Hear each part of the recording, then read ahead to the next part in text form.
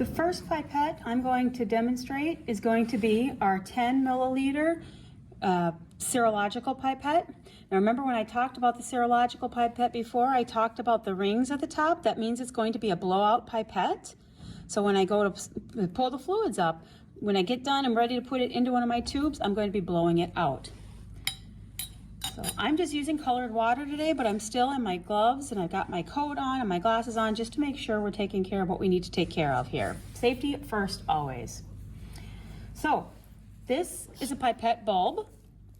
Pretty basic when we get to use them. However, whenever something gets wet, if I were to suck up too much fluid too fast and get this wet, the top of this and the top of this wet, once they're wet, you cannot use these anymore. So you need to make sure you have extras on hand. It's not a big deal if it happens. We're used to it happening, especially as we're just teaching, but if it does get wet, make sure to ask your instructor for a new pipette and a new bulb. When I'm using this, I put the pipette bulb in my non-dominant hand. I'm going to put it on top. I'm going to squeeze it first, put it on top of the pipette, and I'm going to go ahead and measure up 10 mils. So I'm going to suck the fluid up over the 0, and then I'm going to put my finger over the top.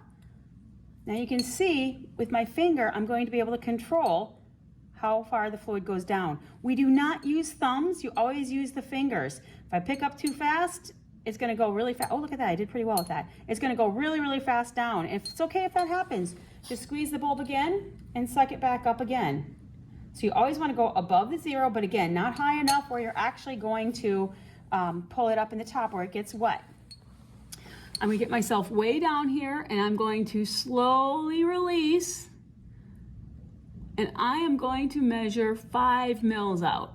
So I'm going to go down to the 5 mil mark.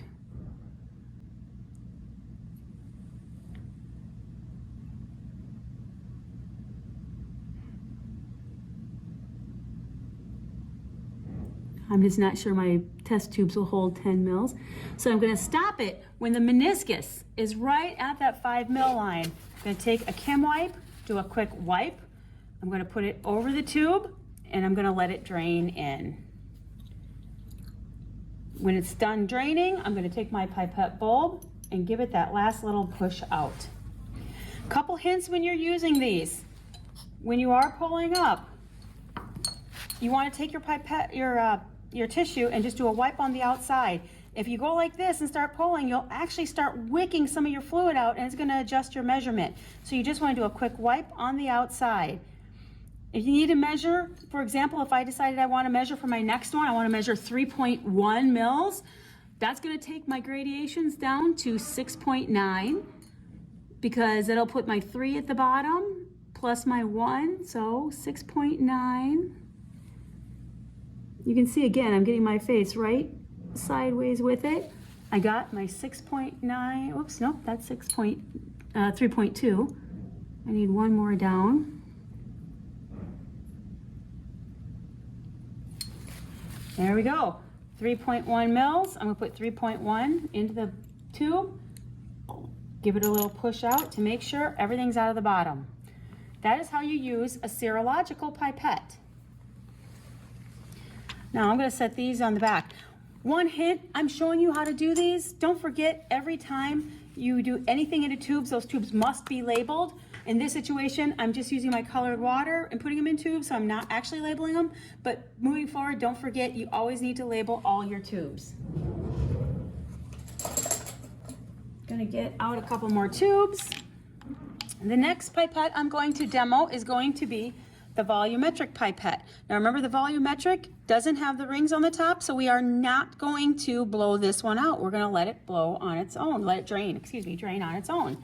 Non-dominant hand bulb onto the pipette. You're gonna suck it up till it goes above the line. Make sure it doesn't go all the way up. Now remember, this is a transfer pipette only, so I can only transfer 5 mils. I cannot make any other adjustments to this pipette. Take it where my meniscus is right on the line, do a quick wipe, and then I'm just going to let it drain out. Whatever comes out, that's all that's going to make it out, and there's always going to be a little bit left in the tip when we're done. So you see there, there's always just going to be that little bit left in the tip. That is what is expected. So we never blow the volumetric pipettes out. This was a 5 ml volumetric pipette. It allows us to deliver at 20 degrees Celsius, that's your room temperature, plus or minus 0.1 mLs. Volumetric pipettes are calibrated to be very, very exact.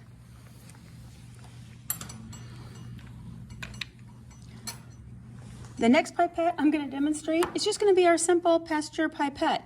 One of the nice things we can do with this is when we're taking the fluid, it just literally, we can transfer it from here right to there. What if I decided I had a plasma tube and I had to take from my plasma from one tube and I needed to put it into another? This is what we use these pipettes for. We go in and we suck up the plasma and we transfer the plasma over. So that is just a pasteur transfer pipette, plastic transfer pipette.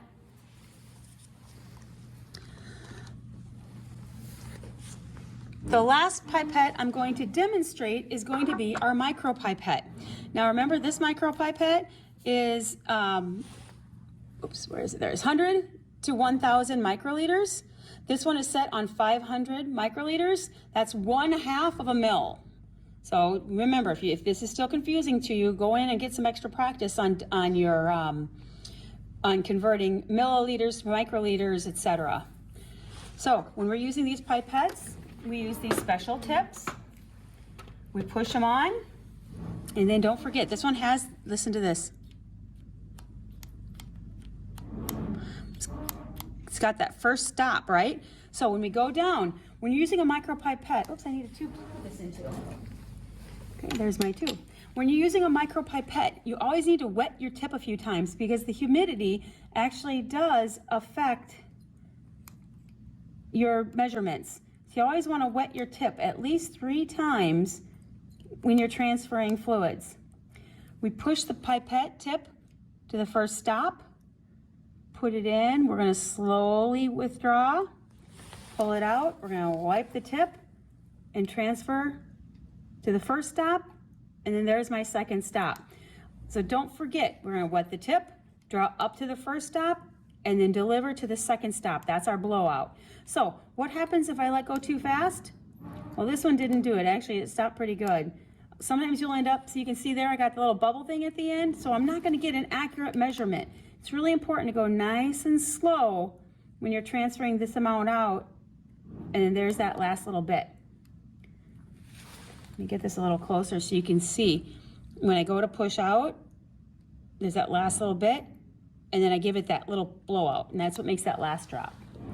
When you're done with these pipettes, you're going to put them into the cardboard containers, and you just take it and you push this butt down, and it's going to pop right off the bottom. If you have any questions about how to use any of these pipettes, please be sure to reach out to your instructor.